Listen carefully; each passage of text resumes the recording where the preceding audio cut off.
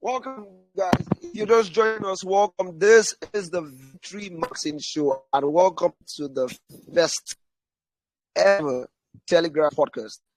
It's amazing speaking to you tonight. My name is Victory Maxine, and it's an honor to be doing this tonight. Tonight, we have two special guests in our midst, and we have no other person than Chidima Gabriel and Victory Wang. Chidima Gabriel and Victory Wang. Chidima Gabriel, awesome. I have awesome. I've seen a second speaker, and also we have a second speaker as Victory Wang. Chidima Gabriel is a leading content writer, and Victory Wang is a leading graphic designer. When I was making this choice to bring both on this session, I just didn't want to just have two content writers in the stage. But next week's session is very unique. But for tonight and for the start, I needed people from different niches. So they'll come share their story, they'll come share their path, they'll come share their process.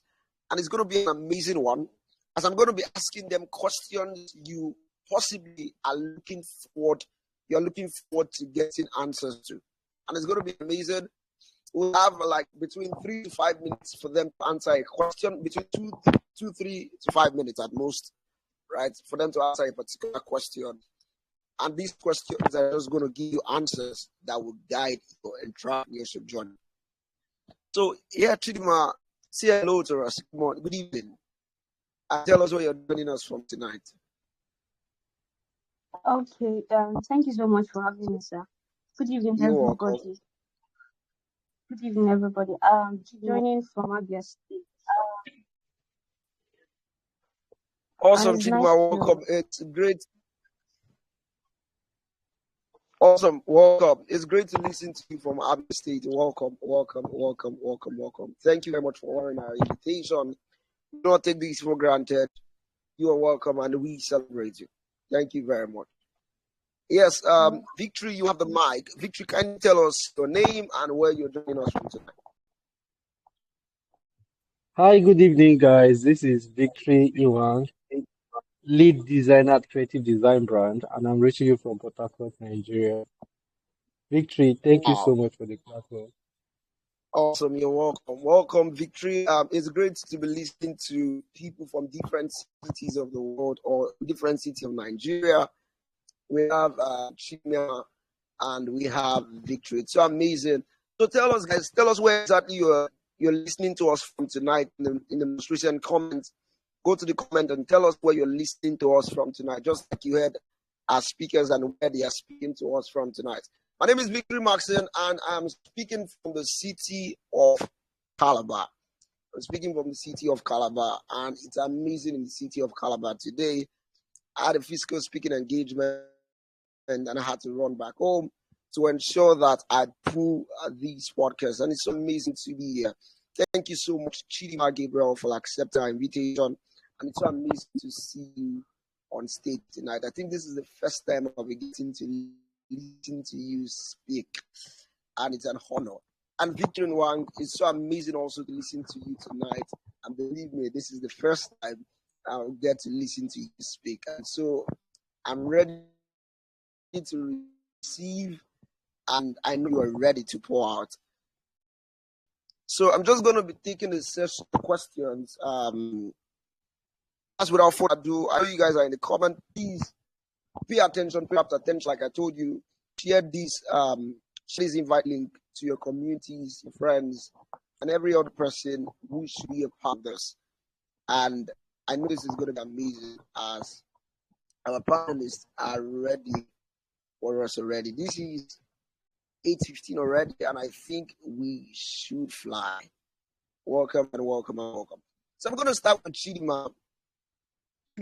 I know you to be a content writer. So tell us, what exactly inspired you to become a content writer? Okay, thank you very much for the question. So I've always loved writing right from my days in primary school. I would always write and then sell out. At that time, it was about 10 naira a piece. I'll write a story and then I'll sell it out. It's continued. It's continued to secondary school. I have a lot of manuscripts that I've written and have not been published yet. So I've always loved writing. It's been there from the beginning.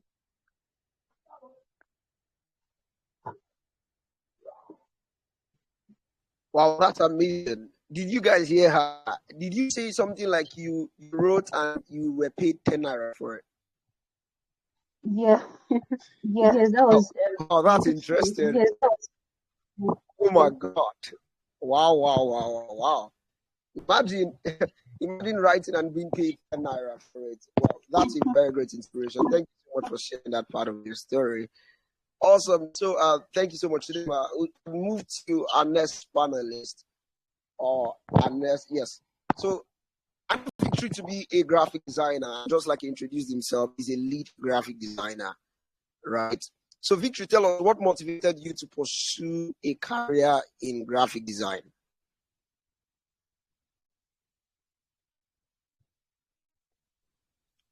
Victory. Thank you so much once again for the platform. You're welcome. Yes, please. Yeah, thank you so much. And if I may be generous with my compliments, I must really commend you for your works online and offline. You are really doing an amazing work. All right, so quickly into the question. What motivated me or what inspired me?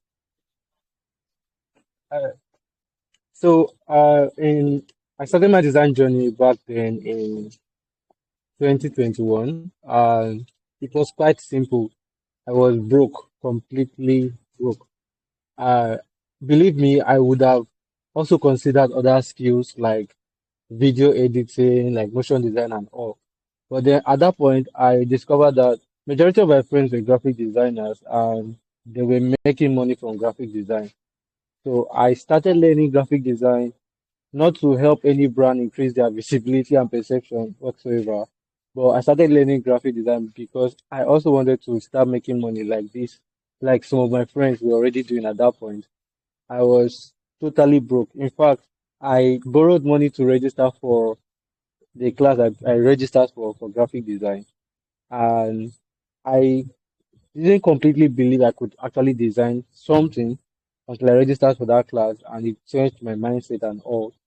And along the line, I kept designing for brands, and my mindset shifted away from the money. And I found a new purpose in design and all.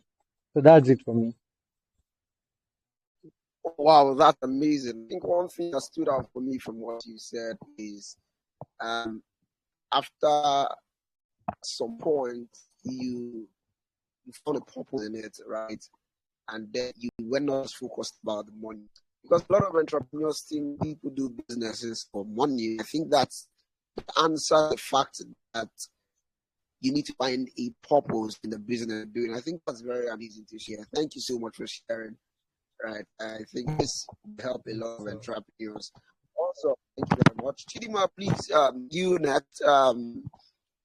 Can you share with us a defining moment in your career that significantly impacted your path?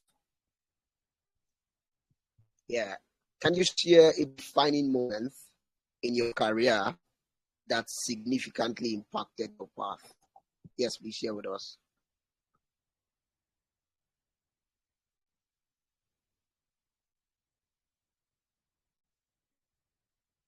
Okay, your mic is muted, please.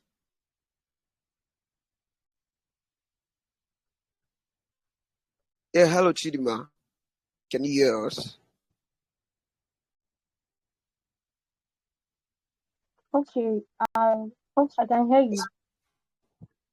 Please go ahead. So I didn't get the question. All right, so I said, can you share with us a defining moment in your career that significantly impacted your path? What was that aha moment for you? Okay, I think the most defining moments was at a particular time when I was writing a content, and at that moment I didn't really want to write that content. So at that time I wasn't even known. I wasn't even known at that time. So I wrote that content and posted on my Facebook page, only for me to come back. I was going to scrolling through my messenger app, and I saw a message that kind of pushed me to do more, that kind of inspired me a lot. It was about a young lady who said that she read that particular content, and it felt like I was speaking to her. It felt like I already knew her and had written directly to her. So after I had read that message, I felt really inspired to continue. So it for me it was a turning point, because at that point I felt things weren't going too well for me, most especially while I was trying to build a profitable brand online. So when that um message came in, it kind of changed a lot of things for me. It changed my mindset, and it gave me the strength to keep writing. So for me, it is a defining moment. Oh wow, I think that's amazing. I just can imagine when at that period you want to give up, and then somebody reaches out to say, "Hey, you inspire me." Those words changes our life.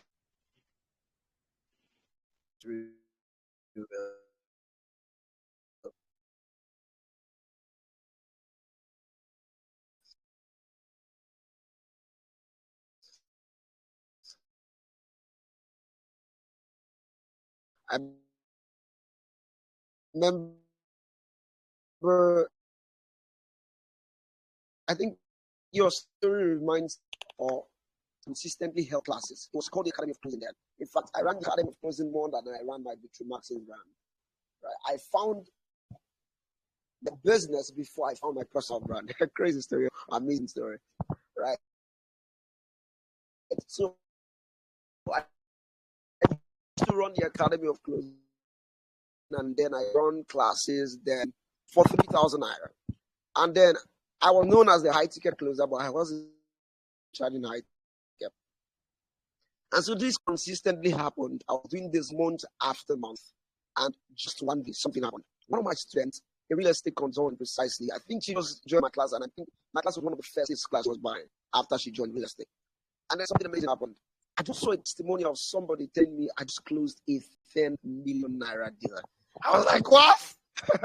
I was wild. And this was in 20, this was far back as 2021. I was like, I teach?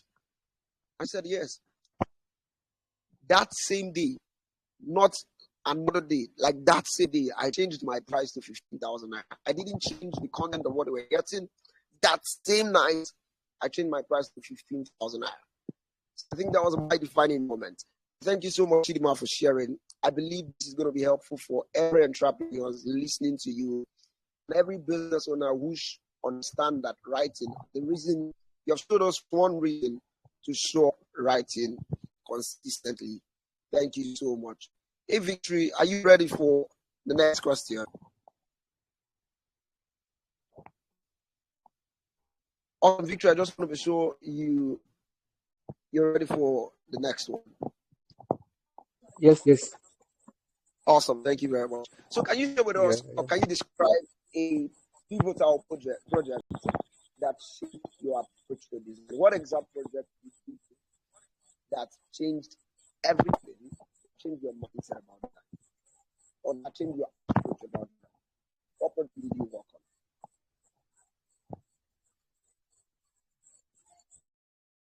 All right, so I think your line is breaking. I didn't quite get the question very well. Oh, sorry about that. Can you hear me now clearly? Is it clear? Can you hear me clearly now? Yeah, I can hear you now. Awesome. Sorry about that. Thank you so Yes, much I can hear for you clearly that. now. Awesome. So I was saying, can you share with us, or can you describe a project that shaped your approach to design? Yes, what exact project did you work on and it changed your mindset about design? You know, people have a poor mindset when it comes to design. But what project did you work on that helped you say, I'm going to stay in this business? Yes. Can you share with us?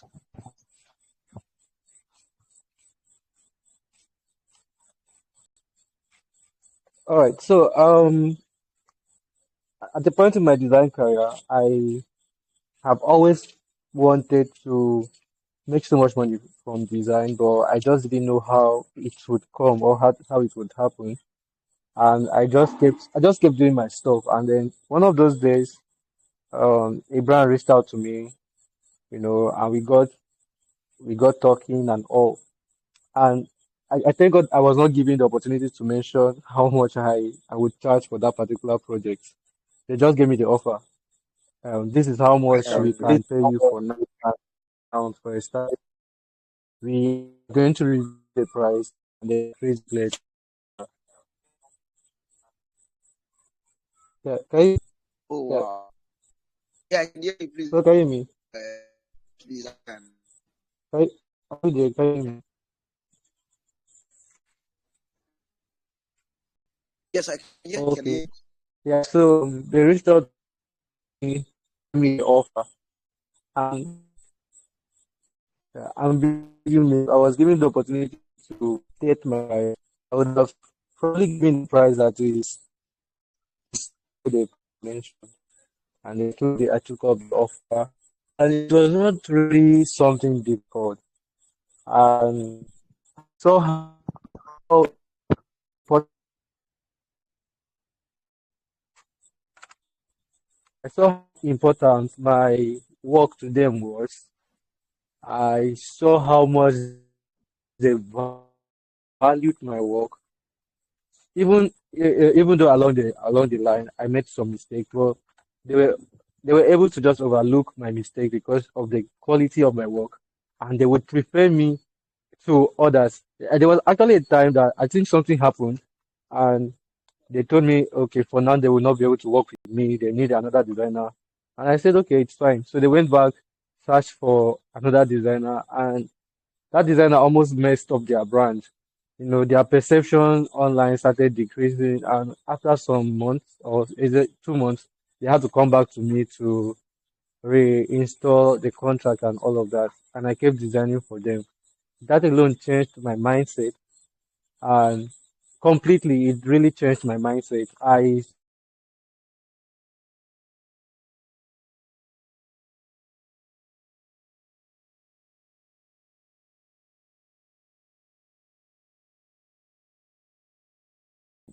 Yeah, so I started paying more attention to any design project I handled. I started, Okay, awesome. Thank you putting so so much much for sharing. emotion, Yeah, putting can you so hear much me? resources and time to giving my client. Awesome. Yeah, Victory, thank you so much Yeah. for sharing. Awesome. Beautiful. Thank you. I think one part that stood out for me in your conversation was when you said you didn't mention your price when you were first hired. I suppose that to be something like you charge either too low for yourself or too high for your service as a beginner. I think that's one thing entrepreneurs or new entrepreneurs or those who are listening to us that has not ventured into the science part of our skills. Let's say skills like graphic design, just like Victory is, right? Mentioning your price can be a very good idea. I was sharing a story in my speaking engagement today about a well developer who lost a deal right to my front. I remember I was invited to Transcorp that day. So Transcorp Hotel, and this entrepreneur spoke about giving 5 million naira to a business owner who could pitch to him, and he was interested in that business. Um, the entrepreneur wasn't interested in the business, but all of a sudden got interested in one guy. The guy was worth wow. And after this guy shared many results and stuff he has done, he asked this guy, okay, I want you to work for us. You're the chosen man. How much would you charge? That's what this guy said. This guy said 50,000 naira. I was mad. I was like, is he didn't hear or what? Is he the village people to know what? Right? Well, this is a real story from an entrepreneur. This is exactly why we have them share like this, so that you have enough to believe in yourself, and not just only that, irrespective of how bad you're starting, just like the idea from Victory, irrespective of how bad you're starting, there is somebody you can help. There is a business outside there willing to work with you. Thank you so much, Victory, for sharing that. Yeah, Chima, I think we'll go to you right now. Yes, Chima, are you ready for us? Chima. Oh, okay. All right, let me awesome. Thank you very much. Let me do that. All right, just allow me to speak, please. So, Chidima, yes, tell us, please, share with us what key skills a content writer must possess in today's digital landscape. Yes, what are the key skills a content writer must possess to succeed in business? Yes, will you share with us? Okay, if I heard you clearly, you asked for 3 skills, right?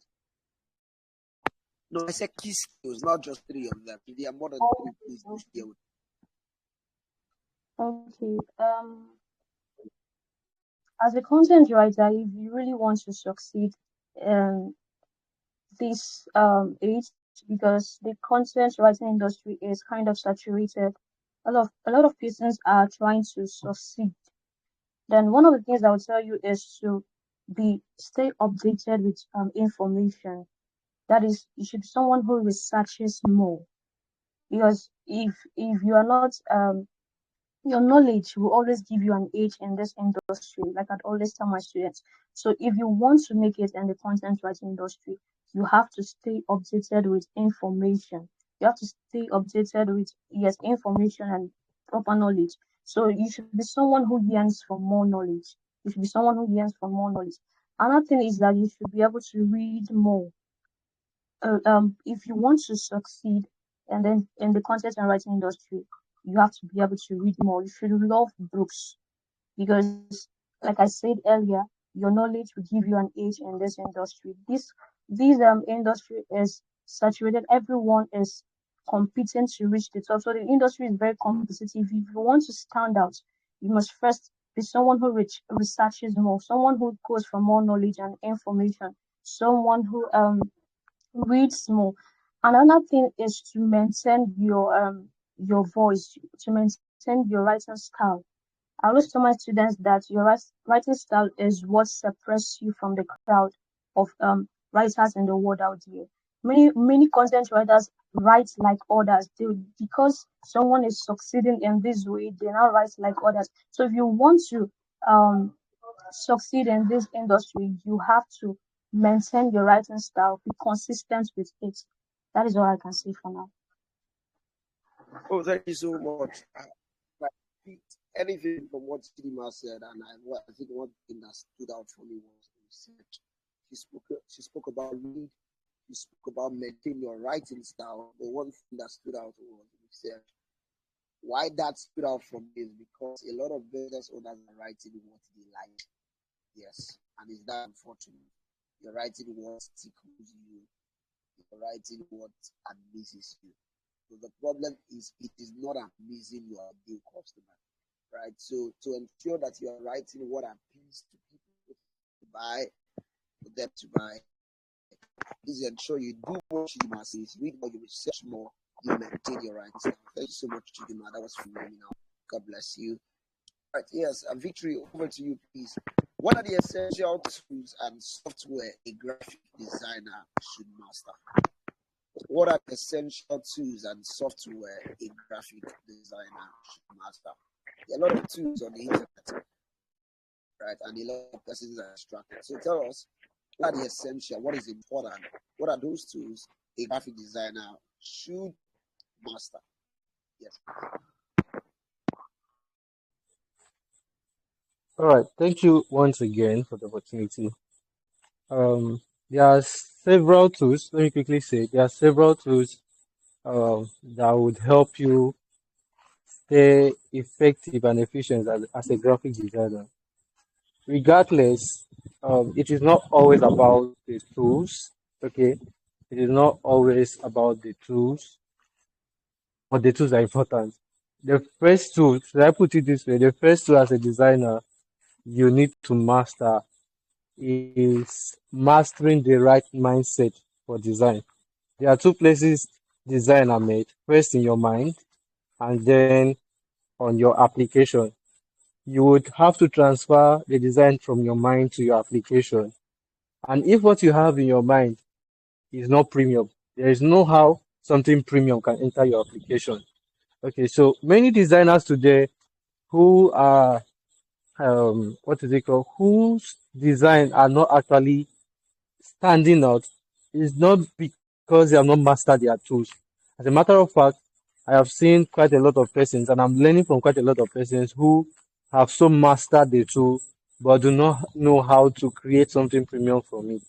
Okay, so as a designer, your most important assignment is to first of all um, enhance your creativity. Okay, it's to first of all download and master the act of creating good design. This could be you know, paying attention to designs that stands out, studying them like crazy. You sit down with a design, you piece it, you understand and try to think like the designer who created that design. Understand their approach to the design, understand the concept, understand their layout, and then um, with any application you are giving, you would be able to create something out of it. So recently, I have a project I'm currently handling, and it's to design one of the biggest billboard in Port Harcourt, and my phone cannot handle that. I designed with my smartphone, so I had to go get. So yeah, I had,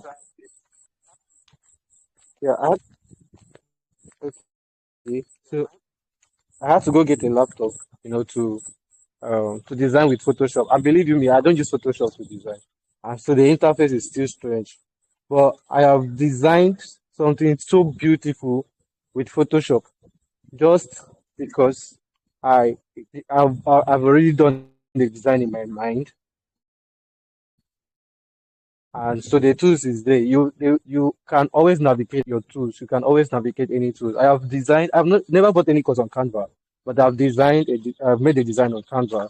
I've made a design on PixArt and several other software. So I'm going to still talk about the applications, but it is important that the work has to be done on your mind. For my students, I spend like a week talking about and installing some new files in their mind. Okay, and then the remaining part of the training, they would start creating amazing designs, and they'll be surprised how fast it becomes for them. Okay, so the first thing is your mind. You need to pay attention to what you have in your mind. You need to pay attention to your thoughts.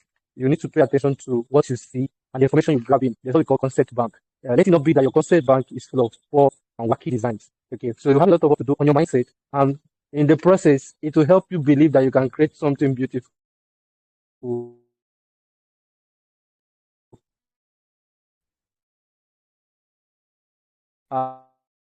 And you once you believe that you can create something beautiful and premium, then you will definitely do that on your application. Now, the next application you need to master generally, whether you use Pixel to design or you use Photoshop or whatsoever, is Lightroom. Okay, I would recommend every designer to learn how to use Lightroom. We use Lightroom to edit pictures. No matter how beautiful your design is, if your picture is not standing out, it can make the design look like garbage and rubbish. As a designer, you should know how to edit pictures better than a photographer. After all, yeah, designers will edit pictures better than photographers. If you go to a studio right now and you give me a picture to use for my design, I will still have to edit it. So you must start Lightroom. Okay, Lightroom, I recommend Lightroom because it's one of the best photo editing applications. You have Snapseed, you have PixArt, but learn how to use Lightroom. The other application you need to master as a graphic designer is CapCut. It is one thing to be good at what you do. It is another thing to learn how to showcase what you do, how to do. And one of the best ways to showcase what to do is through video content, motion design per se. Okay, being able to make your design move in a kind of way that attract and retain people's attention to the main design. So learn how to use CapCut, learn how to edit videos, little videos, learn how to do motion designs and all of that. And whether you are using Pixel Lab or Photoshop, master the tools very well. If you master any application like Pixel Lab or Photoshop, you can easily navigate your way around other applications like Canva, like Photopea, like um, Photoshop Express, like PSCC, and all of that. So this is what I would just say for now. Thank you. Wow, Thank you. wow. Thank you so much for sharing. Wow, you made mention of Canva, you made mention of Pixel Lab, you made mention of when you started saying Lightroom, I was like, oh, I now see reason. I now see why your pictures are super clear. I see now. Well done, Victory. I think this is an eye opener. A good number of persons didn't know until you made mention of it that using Lightroom enhance your picture. And you said something that stood out for me. You said that a graphic designer should know better how to edit than a photographer. I think that stood out for me. Well done. Thank you so much for sharing that. Guys, you're learning.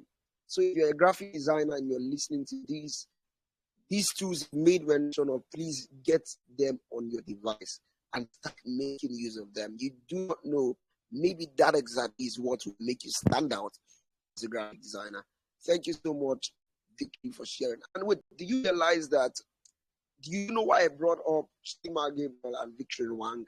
The truth is, every successful business today needs content writing and graphic design. Every business that is successful on the internet, that will thrive on the internet, needs good writing and design. And this is why we have them. Please, can we celebrate them in the comments? It's not the end, but I want you to celebrate them in the comments. Please do celebrate them in the comments. Just celebrate them in the comments. Why not tell them thank you so much? Thank you so much for sharing up to this extent. It's not the end of the session, but then I want you to celebrate them. Thank you so much, Chidima Gabriel, for sharing, and thank you so much, Victor One. This is eye-opening, and this is really enlightening. Thank you so much. All right, so I'm just going to move over to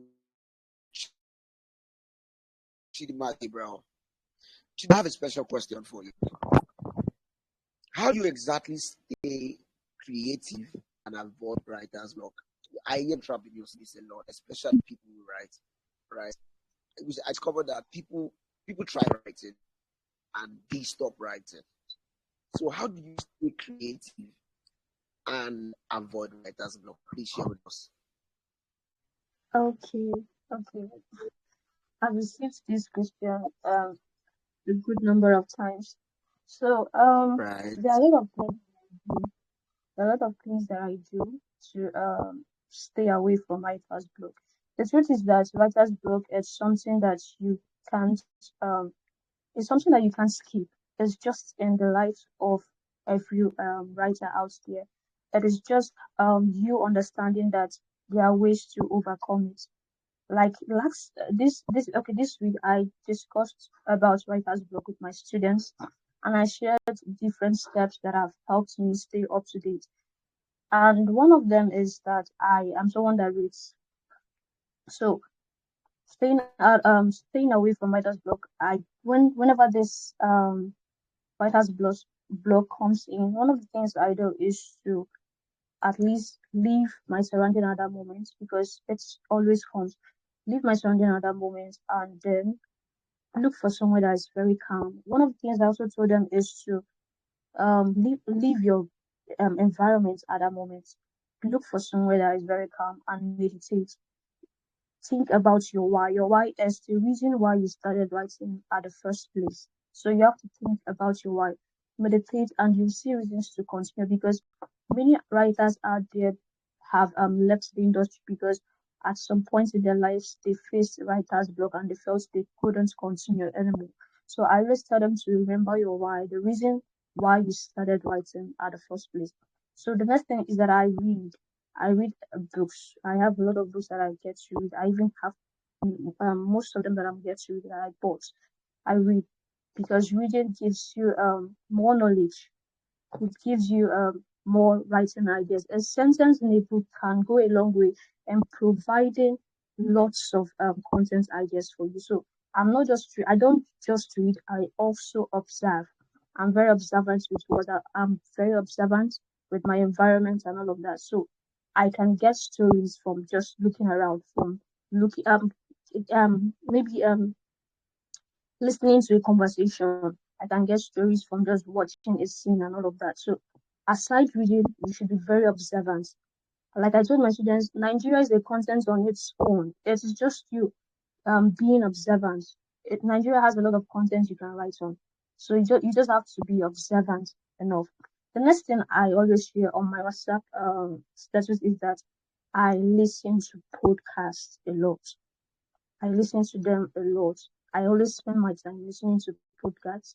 And when I'm listening to them, I always have my phone or my book, my content back around so that I can write down ideas that come in. So listening to podcasts have changed my writing career in a very great way. So I would advise you, if you are a writer here and you are going through writer's block, then pick up your phone, download Spotify and listen to podcasts. It will go a long way in helping you stay up to date with content. Thank you. Wow, that's phenomenal. Thank you so much. So Victory, as Chidima said, Nigeria is content on its own. Oh my God, that was really phenomenal. So observe, read, and listen. Thank you so much. Thank you so much. And that's exactly how to avoid writer's block. Thank you so much, Chidima, for sharing. That was amazing. All right, so we'll go to the fourth question with Victory. So tell us, how do you stay inspired and keep your designs fresh and innovative? I see you make amazing designs. And I think your people has over is it 41K reactions? And I know that's because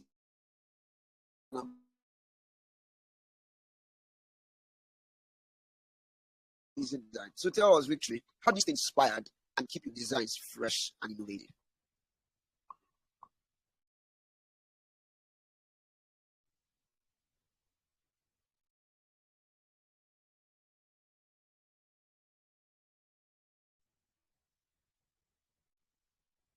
Okay, I want to be sure I'm the only one not hearing you. Victory, can you hear me, please?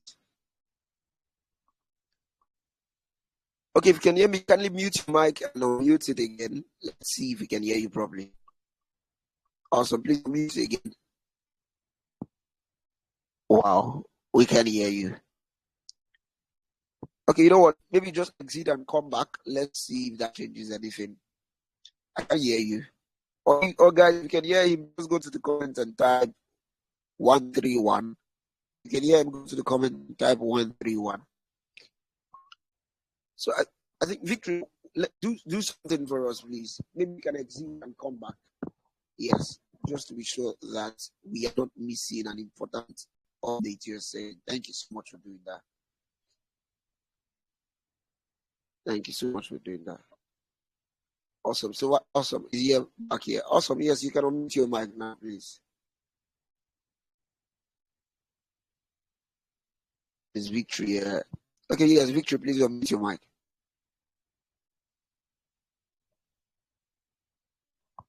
Oh, wow.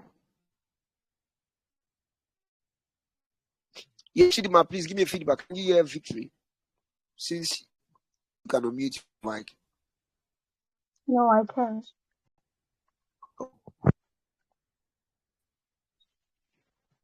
Okay. Victory, unfortunately, we can't hear you.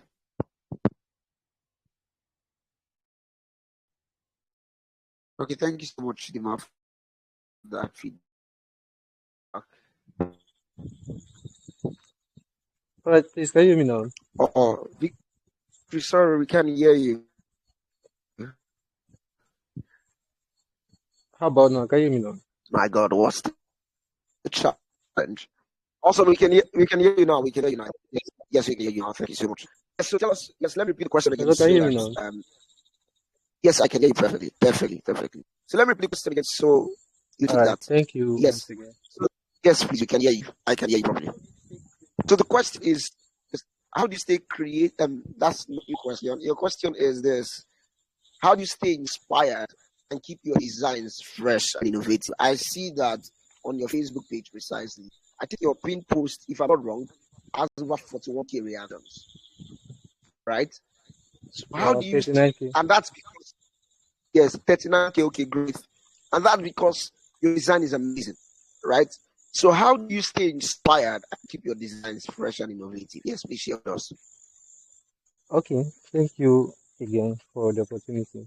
So just like Chidima Gabriel said earlier, she said this for writers. She said, um, you would always have creative block, or you always experience creative block, and that's the same for every creative. Okay, as a designer, there are times, even up to now, there are times that I take up my phone to design, and then nothing is coming, nothing is coming to my head. In fact, that design that got about 39K reaction, I I was already seeing a lot of persons make designs for Moses Bliss, and I was discouraged. Okay, with all this design, what am I going to come up with? Wow, And then I just said, okay, you know what? I'll just do it anyhow. So I just did the design anyhow. I just did it, put this one here, put this one here, my God. uh, and I posted it. Not to 30K. And I just posted it.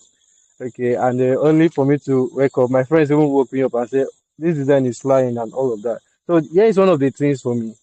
Um, I study other designers design a lot. I study other designs, other people's design a lot. So probably after now, before I go to bed, I will visit Instagram. There are some top guys I follow on Instagram. I make sure I go to their page, and even for their designs I've seen before, I just go to their page and I eat their design. I eat it. They cook so delicious design. So I take my time. I study carefully their designs. And now this is it. Wow. Not just the design. I study their thought pattern. So some of them post a lot on Facebook. Some of them host live sections and all of that. I join their sections. I want to know how they think. Like I said earlier, design is about thinking. It's about um Interesting. what you are exposed to. Okay. Sometimes if you there are some books you will read, your concept for your design will just change. You stop designing in a particular way, you start designing in a particular way. If you notice by the kind of designs I create these days, you know that they are not conventional. That's because of some new set of information I've encountered. Okay, so I Wow. go to their page, I consume their content and also consume their design a lot. I visit Pinterest. Wow. In my device, I have close to about 3,000 designs that is not my designs. Okay, I have about 3,000 designs that is not mine. And what I just do is consistently, I feed my eyes for every design I want to create. Even if I have the concept already in my head, I just permit myself to see other people's design and think like them. So it is almost possible for me to create a design immediately. And I don't even have to think so Oh, much. Like I mentioned earlier, there's what we call content or concept bank. So you yes, yes. consistently feed your eyes on design and then you're storing the concept in your mind. Wow. Okay, you're storing your Wow. concept in your mind. And sometimes when you are Wow. under intense pressure, I think there was a time I did over 12 design for 300K Wow. in less than 2 hours. Yes. In My less than God. 2 hours. Wow. 12 different design in less than 2 hours. And that was because I was under pressure to actually create that. But I already had the concept in mind. I already understood the Wow. brand I was working for. I already understood what they wanted. So I was able to draw from my concept bank and I was able to, do that. And how do I say consistently inspired? I practice a lot. Okay.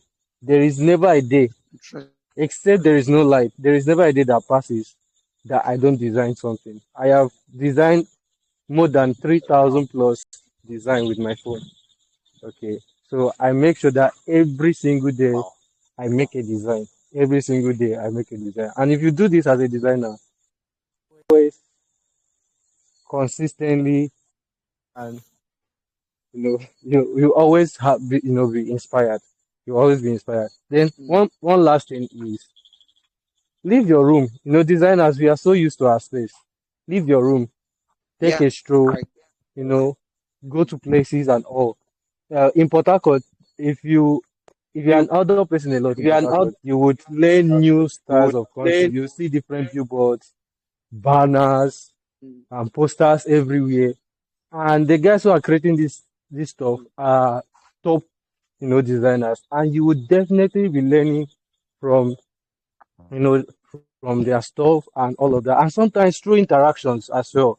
There was a particular day I interacted with um, Daniel Olumba, and my approach to birthday design changed completely. I mean, completely from that day. wow. That was the day I started creating birthday design in a whole new level. I also had an interaction with Ayuba Elijah, and my approach to events branding changed completely. So designers, a lot of designers do not know how to interact with themselves and also keep meaningful conversation. In the place of conversation, you can bet new concept for design, and through Wow. that constant communication with other designers, you would always be inspired to create something. That design I Wow. posted that got over 39,000 likes didn't Yeah. just um didn't just get the likes, but it did something to a whole lot of designers. Some of them went back and Wow. brought down their design and went back to recreate it, and their design got a lot of engagement. I was getting beautiful testimonies, left, right, and center, and all of that. Wow. So that's it. Wow. Thank you. Wow. I think that's phenomenal. If we were in a physical room, I would just have asked the audience to give you a round of applause. Wow, that's super amazing. That's super amazing. Little did I know that graphic designers read books also. I think that stood out for me, and also the ability to step out, just like Chidima made mention of, right? Please, if you're a designer and you're listening, you need to step out. The reason why you're not creating good designs is you need to step out. And this podcast is putting me in the shoes of these designers. I'm seeing a total and a different thought pattern and a thought process to designs. Literally, I think it was when I was starting out in 2020, I vowed I wasn't going to learn designs. But, I vowed because I didn't understand the concept these Victory share in the moment.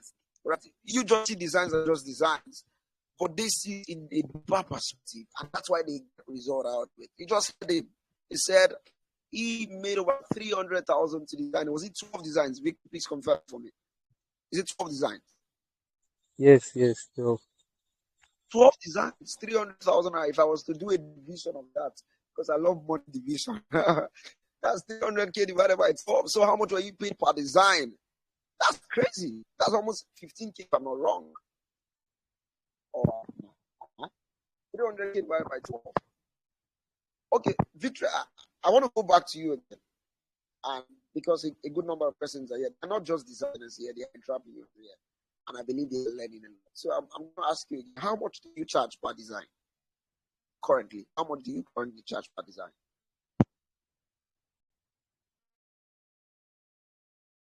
all right. So I have fixed prices, but I'm always very flexible when it comes to dealing with clients.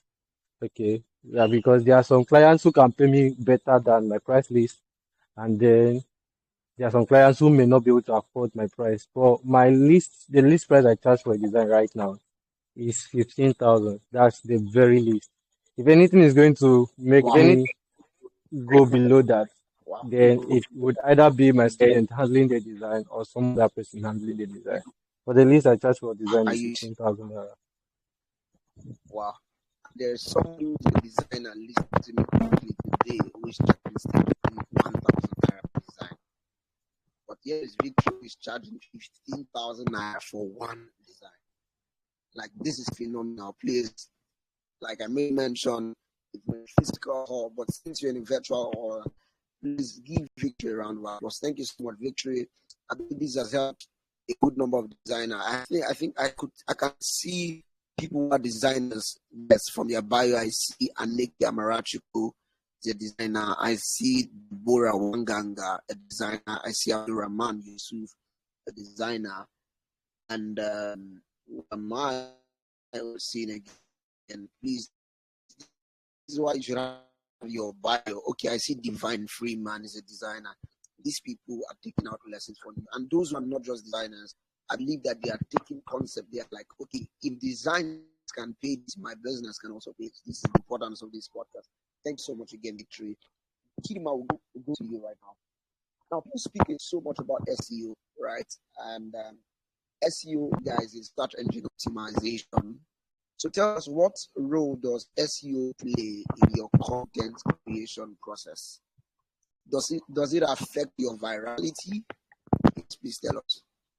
What role does SEO plays in your content writing process? Please share with us. Thank you. The content creation process.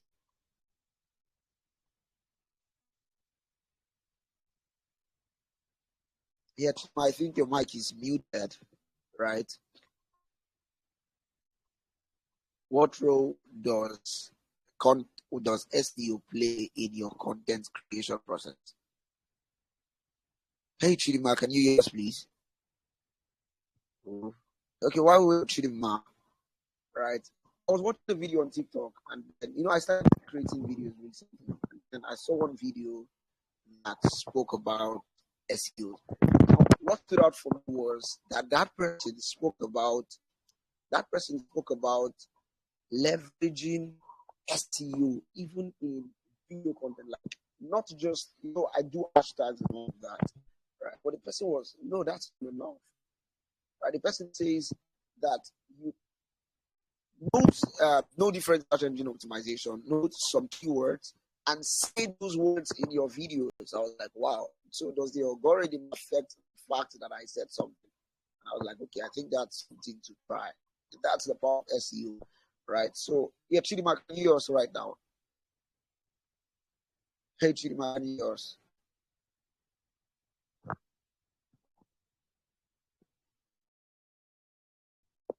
Chidima, can you hear us, please?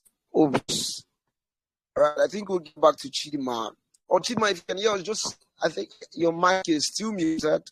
Maybe you can exit and come back. Maybe if you find it difficult to turn on your mic, right? But the question would sincerely love to get answers to that question.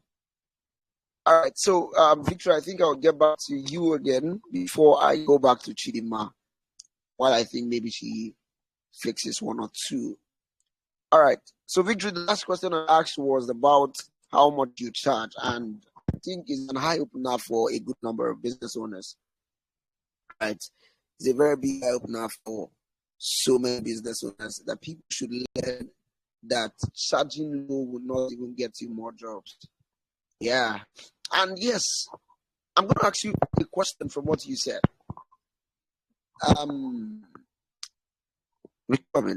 Okay, yes, I just saw Chidima. Yes, Chidima, please. All right, I just allowed you to speak. Yeah, Chidima, can you hear us now? You can unmute your mic, please. Awesome, thank you. I can hear you. Yes, please. So tell us, did you get my question, please? I was asking about what role. I was asking about SEO for content creators. So can you share with us what role SEO plays in your content creation process? Okay, one of the things it does is that it increases your visibility. It increases your visibility and makes you discoverable. Okay, it's once you know how to use keywords as an SEO expert or even as a content writer, it makes you discoverable, and it increases your visibility in a very large way. So I would advise every content writer out there to master the skill of SEO writing.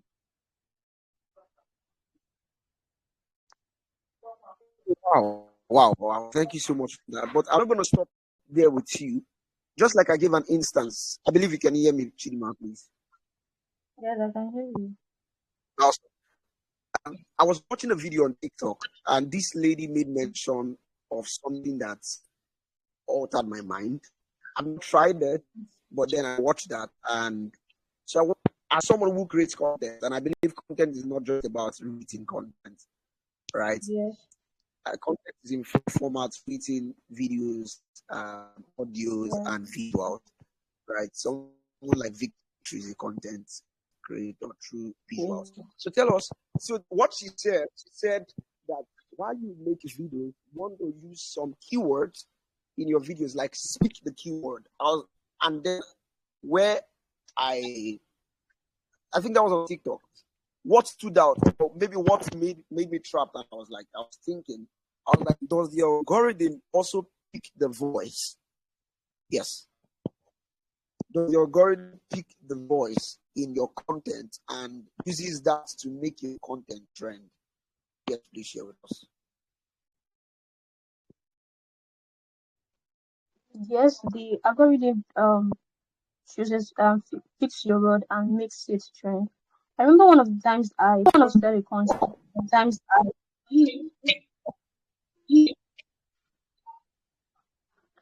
remember one of the times one of my posts trended so well. It had over 75,000, 79,000 likes and over 1 million reach. So Wow. I used was the power of words. I think the headline was writing fictional stories is more like telling a lie. I think that was the headline, and that headline was very powerful. It left questions in the minds of people, and just let's say an hour after I made that post, it was already trending because the headline itself was very powerful. So SEO writing is using everything with the power of keywords, the power of words. Words have a long way of making a content trend, whether visual, whether written, or even audio. It's a content. Wow. Thank you so much. I think that improves me myself because I started making video content recently, and I know there's something I'm not doing just yet to ensure that my videos reach out to the right target. I think SEO is something to really consider. Thank you so much for sharing, Chidima. That is really helpful. As we get to wrap up, so I initially ensured or made a decision that our podcast will not go more than an hour, but because we started 9:15, I'm just ensuring I keep up with time. So, yes, Victor Nwang, yes, you made mention that while you spoke about charging 15,000 naira, and you say that you are very flexible, and you also spoke about not doing a job that's below 15,000 naira. So are you saying to us that it is important to build an agency? What's the whole idea behind not doing things below your price range? Please share with us. All right. Thank you so much for that. So I have a design agency, which is the creative design brand. Beautiful. Beautiful. Yeah, and then I have quite a lot of workers who works under me. Yeah, and majority of them, once they graduate from my design training, and I see that they are very good, I just give them automatic employment. And so I don't have, because of the way I talk about my skill, because of my little result here and there, I tend to be having jobs more than I can handle. So it is only wise to shift some of these jobs to other persons so that I can still be very efficient and effective and still uphold the name Creative Design Brand. Okay, so sometimes I get to receive jobs not as Creative Design Brand, I get to receive jobs as Victory Iwang, and majority of those jobs I just handle it and treat the client as a personal brand. There are other brands who reach out to me that I have to treat as an agency. Okay, so there are jobs that are below my price range, yes, and I cannot handle those jobs. So instead of letting the clients go, I still accept them, but I push them, you know, to my students who can also handle it effectively. And mind you, my students are very good. I think for never Wow. for once that my Wow. clients noticed that I wasn't the one that handled their design. Okay, my students are I very, think very good. Yeah. So, that yeah, question. here's the thing. Okay, sorry. Yes, please go ahead. Go ahead. Go ahead. All right. So here's the thing. There are other brands that I've really built a personal relationship with. That Mm, they would only like me to handle their job, whether they are paying me better mm, or they are paying me. There are some brands that I design for these days. I don't even get to talk about price with them. If they like, they pay me. If they mm. don't like, they don't pay me because of the level of relationship I've built with them. And these kinds of To brands, them. they keep bringing new clients my way every time. So it's Mm. only wise. Yeah, that's why I actually mentioned earlier intentionally that my prices are flexible. Okay, there are some brands Yeah, I see. come to me and then they say, okay, we are paying you this now. No, we just want something, and then I just do it for them. There are some of my friends as well that come to me and be like, to hell with you, I cannot pay you that price, and then they just pay whatever they want. So as a designer, Mm, your coaches would preach to you that you should be rigid or be strict with your pricing, but you would mm. lose a lot of jobs. You would lose a lot of money Pers- if you are not careful. Just before I joined this call this evening, I mm. got a job to handle for my friend, and instead of paying 15,000, he paid 20,000, 12,000, and I'm still going to do the Wow. job for him.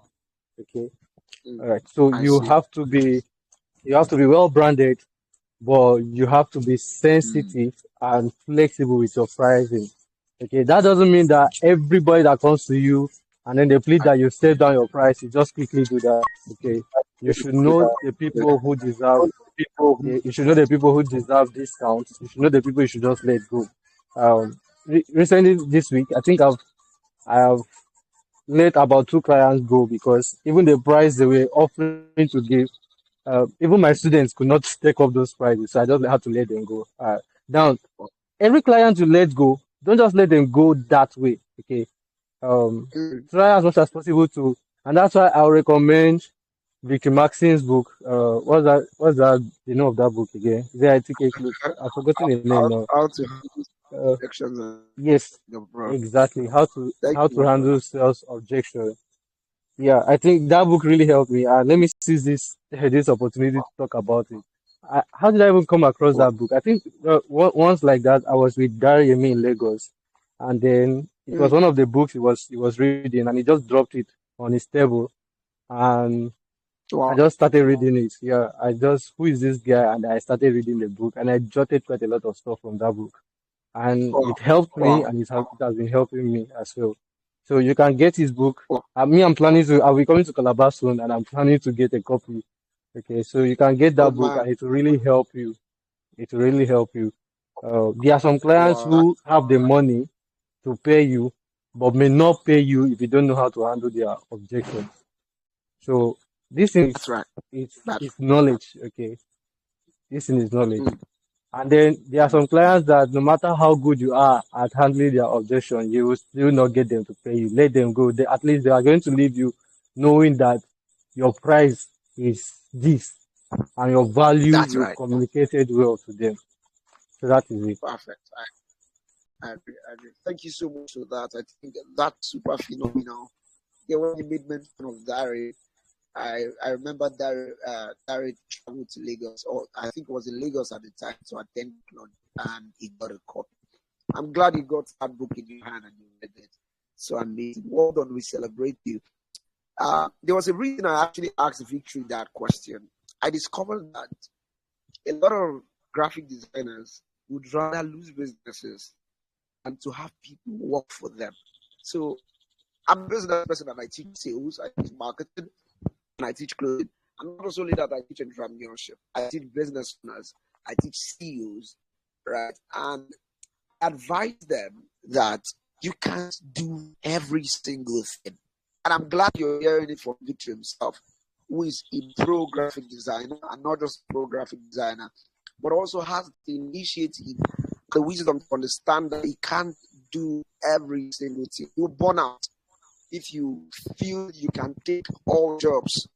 Right? I was sharing in a business presentation I was invited to today that the reason why many persons are poor, or the reason why many persons can't make money without themselves, is that they feel they are self-sufficient, or they feel that without them their business can't make money.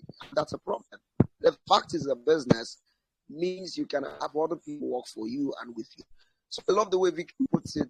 When it comes to jobs, he cannot accept, maybe because of the price they are charging, he gets a student working for them. And believe me, maybe he earns a commission on each and every one of them. Victory, please confirm that you do that. You earn a commission for every deal you give out.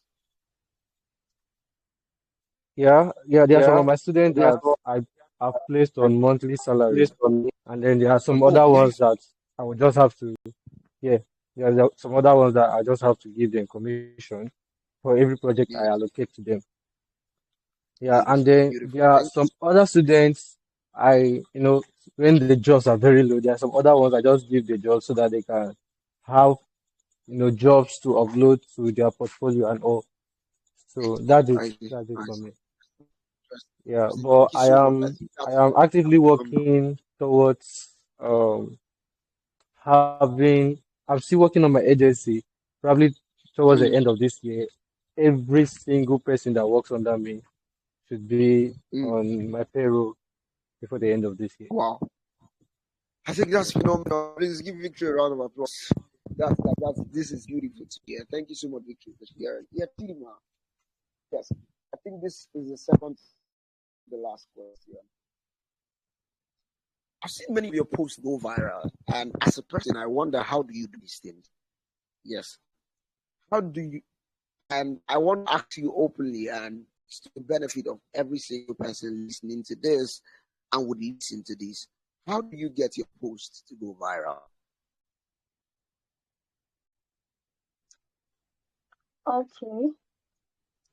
Okay. All right. Thank you for this question. One of the things I have come to understand is that my audience is not always active. There are times when they will not be active. There are times when they'll be very, very active. So I've come to understand timing. And one of the posts I made that kind of went viral were the ones I made when they were very much active. So you have to understand timing. The audience will not always be available. They will not always be active. So I've kind of studied the time when my audience are more active online than when they are not, and I make my posts at that particular time. Another thing is, like I told you earlier, one of my posts that had over 79,000 reactions and then over a million reach. One of the things that helped me in doing that was the power of words. I use words that are very intriguing and captivating. I always tell my students for you to go viral, it's very very intriguing or captivating. You should leave questions in the mind. You should give them a reason, tap the see more and read everything there. And at the end of the post, you should give them a reason to comment. You should give them a reason to react to that post. So the first thing I said is to understand timing, and the second is to use words well.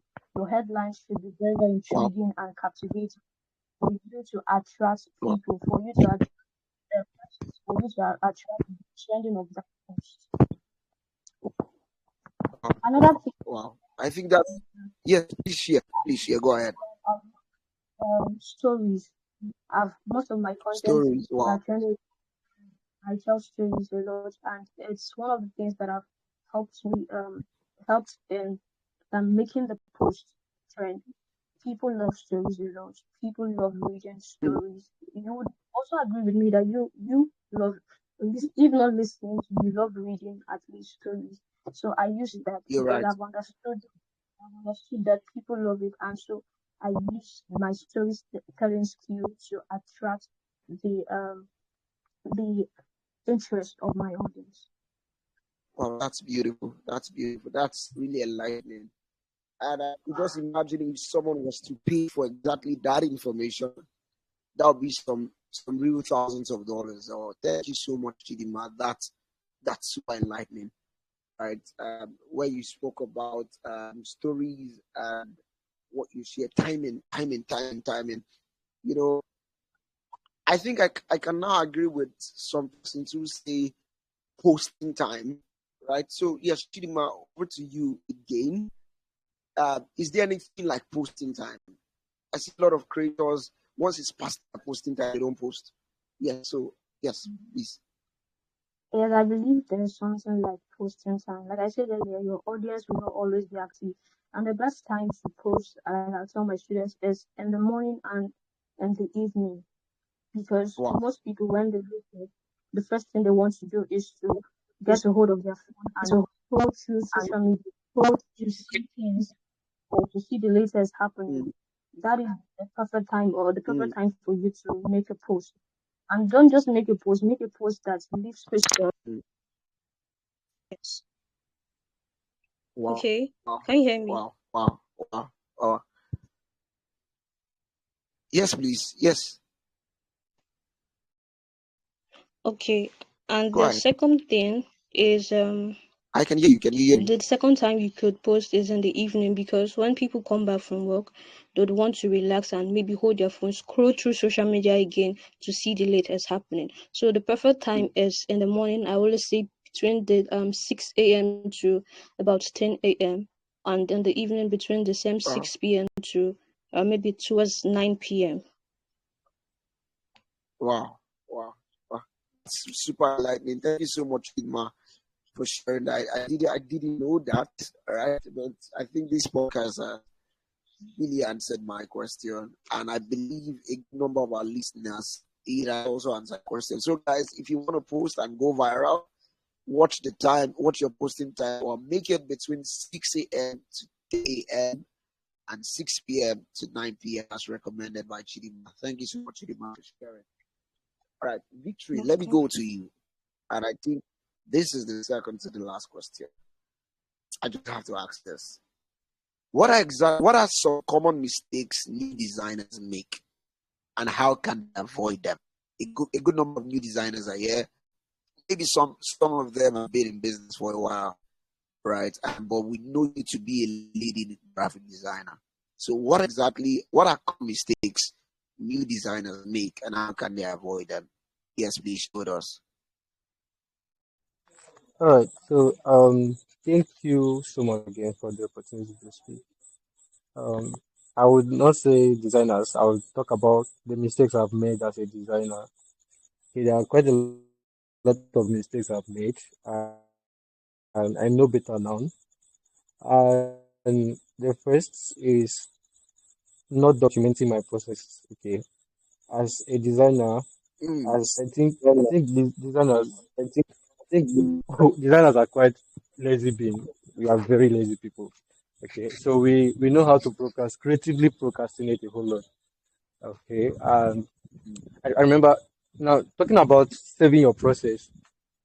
Sometimes we don't document our short video tutorials. Sometimes we finish a design and then we just want to make a video of how we made that design, and then we don't document the raw files for design. We don't document even our design. We just let it be on our phone. I remember, I think that was in 2020, 20, towards the end of 2022 or 2020 or last year, the beginning of last year. Someone took my memory card from my phone, and over 1,500 designs went with it. Okay, and those designs, I kept procrastinating to uploading them to my Google Drive, uploading them to what is it called, to my Google Drive, uploading them to Telegram and all of that. I lost the designs, I lost the raw files of those designs and all. Now, for me now, with the knowledge I have right now, those designs could make me even more money.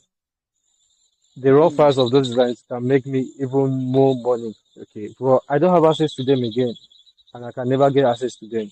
So recently, I I have all my designs backed up in several places. I can never lose Wow. them anymore. My raw files, I have them backed up as well, and all of that. My videos, um, yeah, I've lost over 500 different testimonials from students, from clients, and all, just because I was not really paying attention to that. And you can imagine there are some big brands I've worked with, and they gave a proper review and a testimonial from using my design, and everything just went okay. And now I'm just taking time to. I'm very meticulous about saving this work, saving my work, saving the reviews I get from clients, saving the testimonials I get from my students, and all. Okay, so that's one mistake. The second mistake is, I think a whole lot of And designers make this mistake. You see designers, you are making designs for other brands, you are getting money, but as a personal, whether you have a personal brand or you have a corporate brand, there is no design promoting what you do. There's no design describing what you yes. do as a designer. There's no design Mm, selling your skill and presenting your skill in an excellent way. You make price lists mm, for photographer, you make you design people's brand, complete brand guides and all of that. But as a designer, you don't have your brand guide. As a designer, you don't have a brand mm. policy, you don't have a well-designed price list and all of that. Okay. And all of these things are important. So people come to you and they ask you for your price, and you're just telling them vocally you don't have a price list. Price list make it or reduces the chances of them pricing you when you have a price list. Sometimes you go to a supermarket and you want to buy something, and then the price is already written on the body of the Isn't it? product and all, Yeah, and it reduces the chances of you. Nigerians, we always have this tendency of pricing that's right. everything, but when you see that, it weakens you. You Yeah, cannot price anymore. Okay, but a lot of designers, I mean, a whole lot of designers do not have this stuff. Okay, a lot of designers do not make designs for themselves. You see designers, maybe mm, a celebrity is getting married. You see designers rush to make very beautiful design. What if they made those kinds of designs, very outstanding designs for their own personal brand to promote what they do? you know. And then if they are wow. under any pressure to create designs, you always see them creating Happy New Month design, Happy Monday, Happy Tuesday, Happy Wednesday, reminding you the days of the week, but they don't have any design Oh, that is selling their brand. Okay, so designers have to pay attention to this. And me, I made this mistake. There was a time I think I had done quite a lot of design. And then someone reached out to me that he needs to see a design uh, that carries my portfolio or something. And I had no design to it. Yesterday, I was able to secure a contract because I had my portfolio. They just reached out to me, you need your portfolio now. And I gave it to them. And that was it. Okay. So what if they came to me and I never had my portfolio where and my portfolio is very sexy and attractive. You can never if you go through it that it's you have to just give me the contract. So a lot of designers do not have this for themselves and it's important. It's mm, important. Yeah, mm. earlier this year and I think the course is still selling for just 1,000. I have different recordings about the business of design. I have different recordings for price Like list is and all of that. yes. Okay, so that's Mm, that's another mistake. Then the other one is um a client comes to you for a design and then you mm. finish making the design before collecting your money. What's in law? There are a lot of initially when I started, I trusted clients a whole lot. I finished making designs for them. Sometimes they tell you they don't like the design and then they stop chatting you. Only for you to wake up one day and see them flying the design and they never paid you. Where your brand policy comes in, okay, and all. So in fact, there was a time, I think that was the day I decided, okay, it's enough is enough. I have to get my brand policy and all of that. So I did it. Someone reached out to me from USA that he needed a design. And I called a particular figure and he accepted without even arguing about it. He accepted, okay, let's do this. So immediately, it was not less than an hour, I have finished 2 different designs and I sent it to him. And I sent it to this guy. And this guy blocked me and posted the design and started using the design. And so that day I made up my mind I was going to get my brand policy. So one of the first things you see on my brand policy is that you make 100% payments before I commence your job. And it has been working for me since 2022 up to date. Okay. So that was one of the mistakes I made. Okay, another mistake I make, and I think I still make those mistakes, is delaying clients' job. Okay. We designers, they delay jobs, shall, and sometimes it's not our fault. But the thing is, some designers do not actually know how to communicate with their clients. Some designers do not actually know how to communicate with their clients. And for me, I had to learn the hard way. I have lost clients because at some point I was not able to. In fact, that was why I actually started my design agency. I was not able to meet up with um, their jobs and all. And to them, it is very, very, very important. To them, it is very important. So I had to start working on that. And even till now, there are days I don't meet up with client jobs. Like there are some jobs I was supposed to deliver yesterday, and they are still pending. But the thing is, I know how to communicate with my clients. Okay, I've communicated with them, and no pressures. Even after now, I'm not going to make the designs. I'm going to sleep because I've spoken to them, and they possibly know when I can finish the job I'm saying to them. So this is another mistake designers make.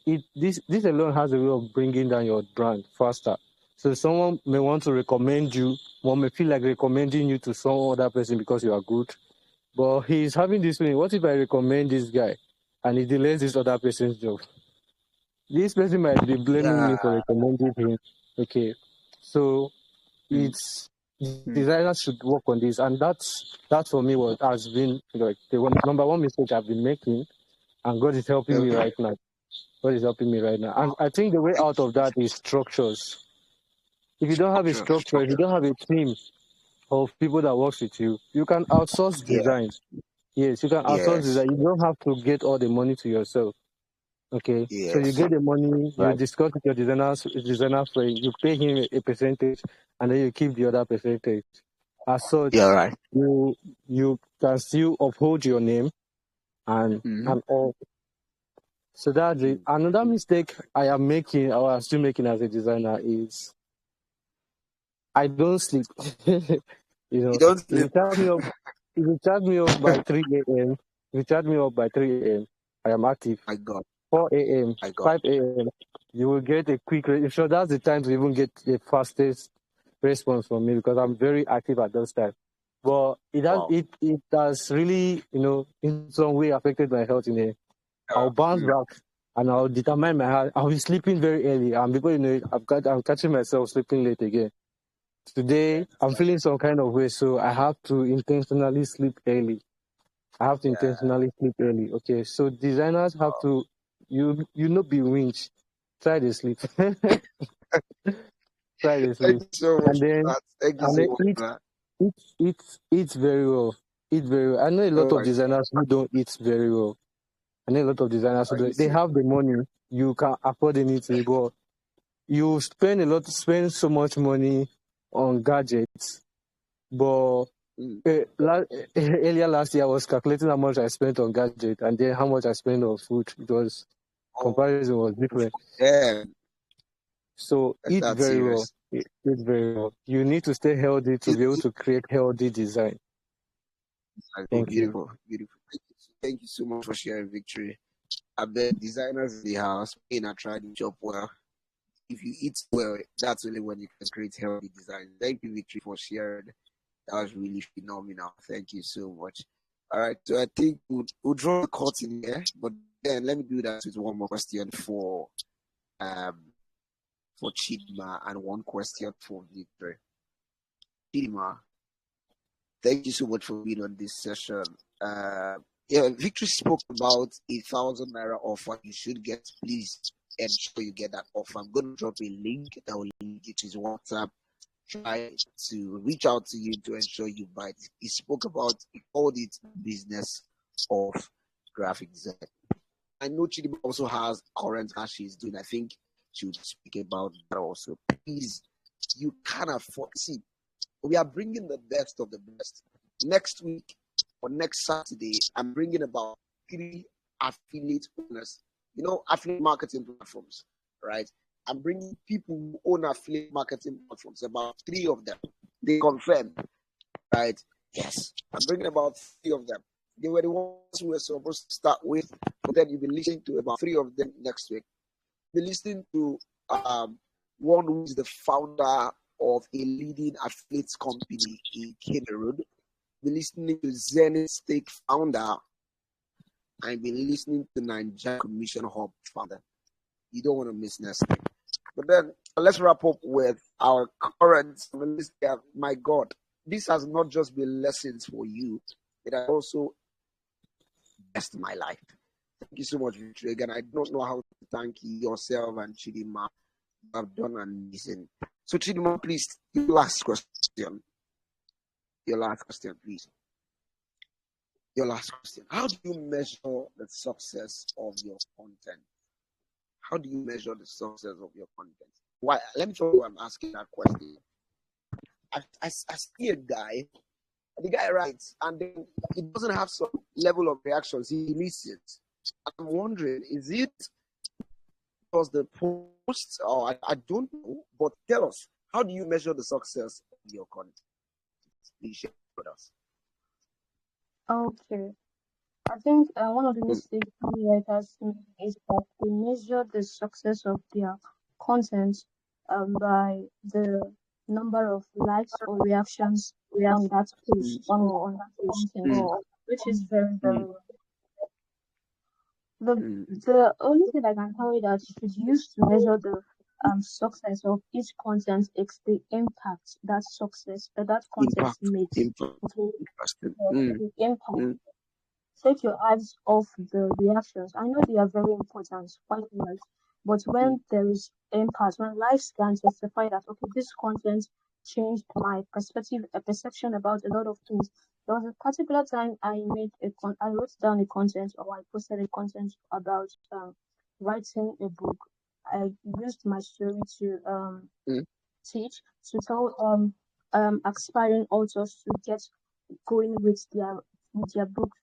So I got a lot of messages after that post. It may not have gotten likes and all of that, but the impact from that post, from that content alone, it kind of gave me this joy, and it made me know that okay, this content made impact out there. So many of them came up to me and told me that they are, because of this post or because of this content, they were able to finish their books and they'll be publishing it. So 2 of them in particular came to me. So if you want to measure the success of a content, it should be impact, not the reactions or the likes or comments that content. Metrics. Wow. Oh, thank you so much. Just to add again, so you please, what in conclusion for you, please, what advice would you give to aspiring content writers looking to break into the industry? Sorry, just in addition also, I feel everybody should be a content writer, especially everybody who has a business. Is that true? Right? And if that's true, what advice would you give to us, right, to break into the industry of writing? Okay. I feel and I believe that the business owner or entrepreneur should know the business of writing. They should know the art of writing because writing is one of the best ways of communicating with your audience, with your clients, with your buyers, or with your customers. So you need to know the art of writing. You need to understand the art of writing. So that is why you should learn content writing on this one. So the advices I would give to aspiring writers is that you should start. You should start writing. I hear a lot of newbies have come to me and they've said the reason they are not writing is because they feel they are not good enough. They feel they're afraid of even writing. They don't know if people would like their content or any of that. So I would advise you, if you're an aspiring writer yet, to go ahead and write. Okay, write, and you need to learn the art of writing. It's not just writing, but you need to learn the art of writing. Another thing is that you shouldn't compare yourself. I see a lot of people comparing their level 1 to someone's level 10. So because someone is up there, you shouldn't compare yourself with them. Don't compare your level 1 to someone's level 10. They've crossed level 1, they've gone to level 2, they've passed all those levels. So your focus should be on reaching those levels and also surpassing them. So you should not compare. Comparison is something that has killed the passion of many writers out there, comparing yourselves with other writers who are doing well or who have gone through their own process. So you should go through your own process and do not compare yourself. Another thing I would say is that you should be open to volunteering. As far as you're an aspiring writer, you're someone who is growing, you should be open to volunteering to write for. It is one of the best ways of building your portfolio. And many people do not know this. Many writers feel that once they've learned the act of writing, then they should start getting money or they should be paid for every content they write out there. I would like to tell you all that even to now, I am still volunteering to write for businesses and all of that. So you should be open to volunteer. It will help you hone your skill well. It will help you build a great portfolio as well. And lastly, I would say that consistency is what you need. No matter what you face, you will face a lot.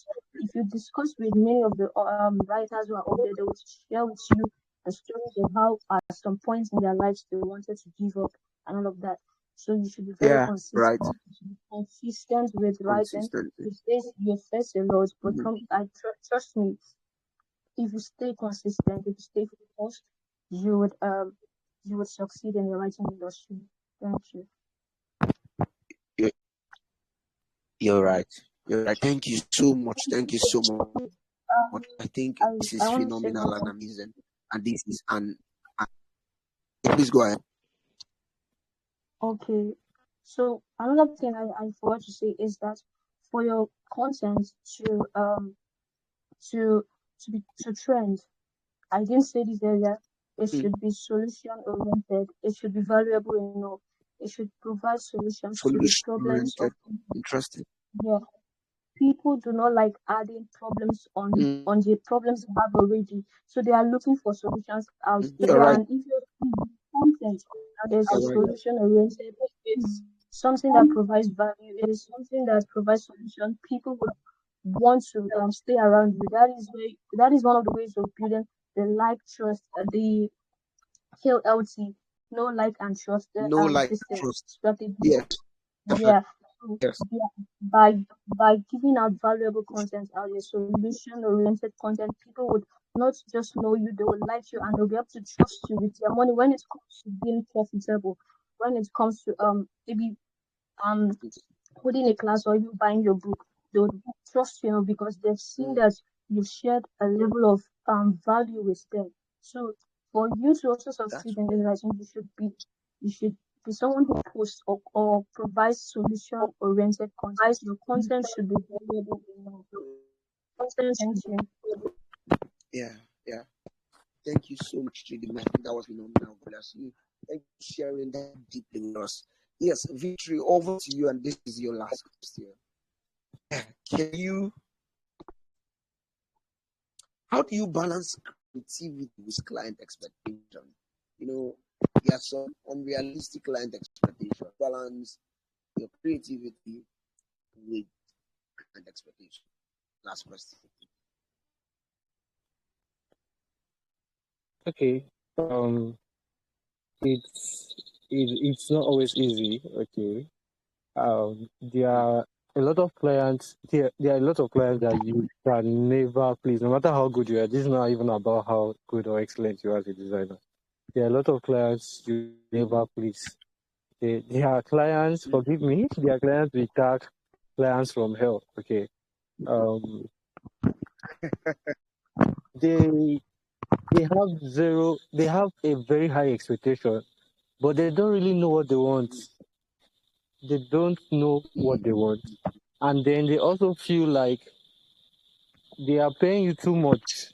Especially if a client is paying me, and even the ones that are even feeling like they're paying you too much, are actually the ones that probably you gave a discount or something. They are the ones that will stress you and stress you and all of that. Especially clients from Nigeria, forgive me, especially clients from Nigeria, I've had the opportunity to work with clients from over 10 different countries of the world. And I can tell you that delivering their jobs has always been smooth and easy. I made a design for a client in Namibia, and immediately she just accepted it. This is beautiful. This is nice. Wow. 30 Namibia dollars is entering my account. Sorry, 30,000 naira is entering my account. But you tell, and it was very, very simple. If you look at the design, there's nothing really there. There was just one text on the design. I just created only one text. You only want big text and one picture. I just put there, and that was it. 30,000 naira. There was no argument. There was no unrealistic expectation. They just believed your skill. Coming back to Nigeria, they would go back after delivering their job. They still have some more information that should have been on the flyer, but they would, I don't know why they would hold back those ones. So you finish, they make correction, you finish the correction, and after, you are supposed to put you and all of that just to stress you. And then you give them something that you feel like is better than almost all your design. And then they are going back to your catalog to screenshot other design to show you, aren't you the one that did this one? Why is my own not looking like this one? You know, and you are surprised. Okay, this is a church flyer. How do you expect a church flyer to look like a business flyer? They tell you, I like some effect, and all of that. So what happens is, and thank God I learned this on time. As a designer, one of the things you should learn is to learn to educate your clients. Take it that your client are not as educated as you are. Okay, so they have this picture in their mind. I'm currently working with a lot of organizations, especially real estate. And believe me and the social media manager, we always fight. Okay, because they have just, I don't even know where they see that, a concept, and then they just say, okay, and then they will never tell you this concept until you've done one design, and then they tell you, okay, I was thinking it would be like this. They expect you to enter inside their head and bring out what they have in their mind into the design. So you educate them. Okay, this evening I was talking with one of my clients. I was telling him why. He was saying he does not like how the pictures are slanty, are arranged in a slant way, that it does not make sense, it's not professional. And I was educating him why it is like that it's a concept. It does not have to be all straight and bold. And I was saying I should increase the picture size and all of that. So I take my time to educate my clients. I educate you very well. Tell you why this is done this way and that is done this way. Tell you why this design is different from the one you went back to screenshot. Tell you why you should go with this one and all. Okay. Sometimes they are right. If they tell you to make some adjustments, you see it to yourself like, oh, as a designer, you see that this is good. Okay, it makes sense. I think I should just make this adjustment, and then you make the adjustment for them. But sometimes when you come up with something very beautiful and they still need some changes that they don't understand, that they think makes sense, probably will make sense to them, then you take your time to educate them. And then if they choose that they don't want to give in to your explanation, they want what they want, then it's fine. Do the work for them, but don't put it in your portfolio. Don't put it in your catalog. There are a lot of designs today that I cannot post because it is not looking standard. It is what the client wanted. Okay, I'm paying you, do this thing, and I'll say, okay, I collect the money first, 100% first, put it in my account. I can do anything you want me to do for you, and then I give it to you. I would even some of those clients. I would, there are some designs. I think there was a particular design. I actually asked, not don't tell your audience that it's me that did it. Okay, you can post it. Okay, but you will never see me post those kinds of design because I am not proud of them. It's not looking professional. To them, that's the best. They like it. Just do it like that for me. So as a designer, learn to educate your clients. But if they still insist on what they want, do it without adding it to your catalog. If you add a bad design to your catalog because you were paid for it, you would drive clients to really understand what they want. Now, another very difficult set of clients to work with is clients who probably once in their lifetime will be designers, okay, or they have a little knowledge about design or stuff. It's very, very difficult to work with those kinds of people. Very difficult to work with them. So all you just have to do is you don't even have to educate them. Give them what they want. Simple. Give them what they want, and that's all. Okay, I can only explain to my client once, and if they don't see it, if they don't see the way I'm showing them, and they still insist that they want it their way, I do it for them. Okay, it's not your money; it's their money. Do it for them. Okay, probably when they go back to try out the design and it does not really bring the result as much as it should, then they will come back to you definitely. I have done a design for a client that I know that if she had posted a design, it would have really gone viral. Okay, but she says she doesn't like it and she do something else. I did something else to her. I still went ahead to post the other one I did and it went viral. Okay, it went viral. It got a lot of engagement and all. So this is how to actually deal with client expectation. This is how to actually deal with client expectation. Um, yeah. And then there are a lot of things you should learn as a designer. One of the things I ensure I do for my students is that I don't just teach them. I've registered for a lot of design classes. I don't just teach them design as it should be. I teach them other stuff they need to know about design, the mindset. I show them the challenges they should encounter and how to tackle it. Teach them about the business aspect and all of that, especially for the coming batch, which is happening this month. I'm already preparing a whole lot of stuff for them. So as designers, one of the things I'll leave you with tonight is go for knowledge. Go for knowledge. One guy was actually surprised to hear that I still pay for design courses because masters, there's nothing like you can never get to a point where you say, "Oh, I've really mastered design." As you grow, you see the need to grow further. You discover that there are still a lot of things you don't know, and then you still go further.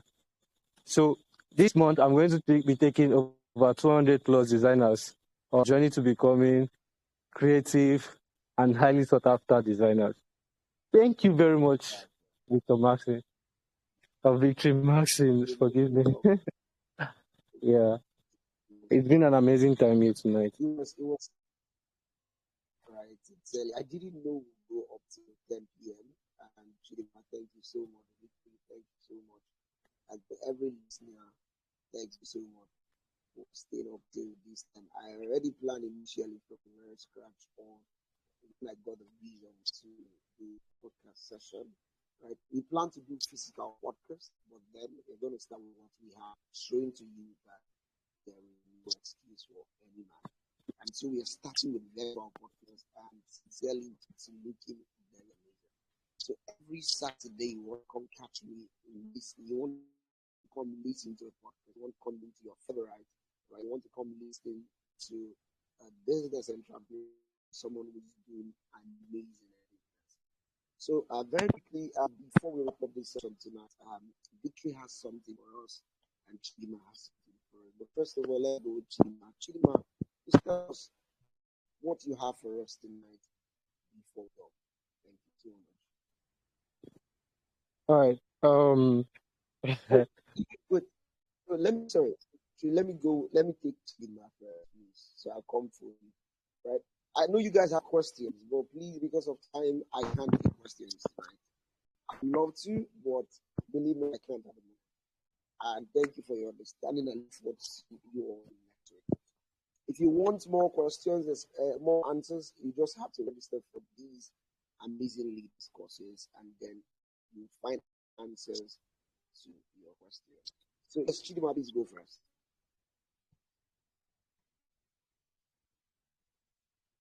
Hey Chidima. Awesome. I think my line was breaking. Your line was breaking. I didn't get you. Sorry about that. Can you hear me clearly now? Is it better? Yes. Mm-hmm. Awesome. So I was saying, thank you so much for being on this session with us. It was phenomenal being with you, and you shared quite a lot with us. I think someone was trying to raise his hand that he has questions, but unfortunately we can't take questions. So if you have got questions, reach out to these leaders. They are leaders. We are choosing leaders to speak to us on this community. So next week you're going to catch another podcast session by the same time, 8 a.m. precisely. Don't miss it. But for now, our speakers would soon be going. This is the 55 by 10. I want to be out of here, and they should be out of here safe and sound.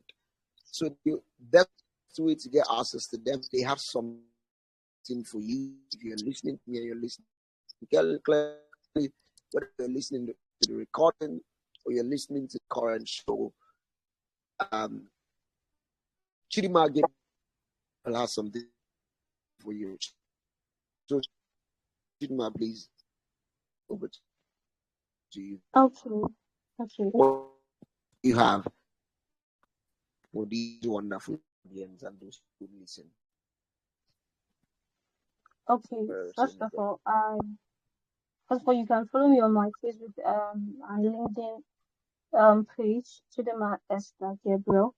And the second thing is that I have 2 books that I've written so far. One. Or is he still working for my end? Yes. Please go ahead. Can you hear me? Okay. I have 2 books. I've written 2 books so far. One is for content writers, and the other is for the girl child. Yes, please, I can hear you. The book for content writers is titled Dear Content Writers. So it's more like a documentation of all that have led me or have brought me this far. So you can get it for 2,000 naira. I host monthly classes for newbies, Awesome. Please, and so far we've had over 200 students. We've had over 200 students, and our next batch, registration for the next batch will be coming up this month. By second week of this month, we'll be receiving new students for the next batch, for the September batch. So it's something you would not want to miss, because I cover everything you would like to know about content, story writing, ebook writing, Facebook page optimization, and all of that. It's 7,000 naira for the early birds fee, and then 15,000 naira for late birds fee. You can get any of that. You can also connect with me on WhatsApp. I'm always available. Thank you. Awesome. So Chidima, I'll get your WhatsApp link so that they will connect with you, and then they will carry on from there. It will be in our community, guys. What we do with our influencers is build a link on our 24 so that nobody is connecting with them. Thank you so much, Chidima, for this opportunity. You're welcome. Thank you for having me. We have learned. You're most welcome. We learned so much from you, and you've opened our eyes to spread a lot about content. Thank you so much. Yes, Victory One. Tell us what you had us. We want to close the far behind. Please share with us what exactly you have for us. All right, so I think I mentioned it passively. In the next 1 month, I'm going to be taking over 200 designers, holding them by their hands and teaching them everything they need to know about design and how to excel greatly with their design skill.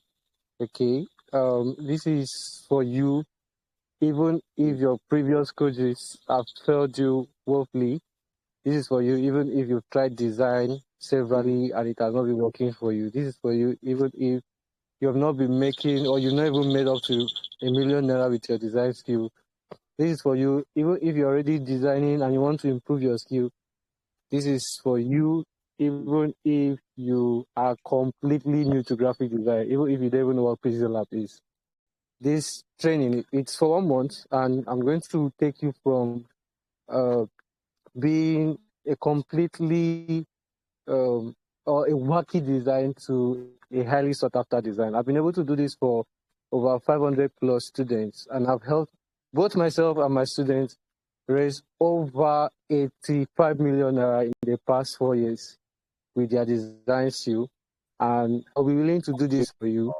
Yeah. And I have a package, I have a system that helps every designer that registers to make at least 2 times or 3 times their registration money before the class starts. And if you are willing to put in the work, and you're among the best set of students, at the end of the training, you don't have to worry about jobs. You would be recruited into my team of designers, and you would always be getting jobs from time to time. So the registration fee for this training is 18,000 naira. But if you are listening to me now and you want to make your registration between now and Monday morning, you can have access to the training for just 10,000 naira. 10,000 naira is a small money for my students or for people who sign up for my class, because they can actually make back ×2 or ×3 of this money before the class starts. If this is for you, you can just send me a message. I'm going to be dropping my WhatsApp link. Send me a message to secure your slot. Now, this training is not for you if you are not going to put in the work to learn. Over the past years, I've had over 270 plus students who registered to my class, but they didn't put in the work required. And I don't know anything. I don't know what's happening with their life. I don't know if they are still designing up to now. So I don't want that to happen. Before you think of signing up for this class, be sure to put in the work and get the result. Meanwhile, I want to appreciate my fellow speaker, Chidinma Gabriel. He speaks so well, and I've learned quite a lot of stuff from you tonight. I would love to connect with you too after the training. And thank you so much, Victory Maxim, for the platform and for considering me what to speak to your tribe. I love and appreciate you. And my final word to you is, guys, I love you so much, and there is nothing you can do about it. Good night. Thank you so much. Thank you so much, Chidinma Gabriel. Thank you so much, Victory Nwang. Like I said, this is my first time listening to you both. And believe me, I never made a mistake doing this combo. Thank you so much. It was amazing having you share the platform and having you share the amazing things you shared to us tonight. And I believe I don't just feel this way alone, the audience also feels this way. And if the audience feels this way, we'll continue to do this again and again and again. Catch us every Saturday. This is the first Telegram podcast, and I've not seen anybody do a Telegram podcast. So this is the first in the world. All right, this is the first Telegram podcast, and you want to catch me next Saturday on the Victory Max Instagram community. You also want to share this with your friends, your communities, your mentees, and those who are looking up to you. You can even share it with one of the leading affiliate marketers, like the owner of an affiliate marketing company. I remember it was one of my students who sold to him. And what did he sell to him? He sold the book, How to Handle Sales Objections Like a Pro. And since then, he decided to also ask me to mentor him and all of that. That's the part of sharing information like this above you. Yes, your mentor also needs a guide, right? And podcasts like this would be helpful to your mentor.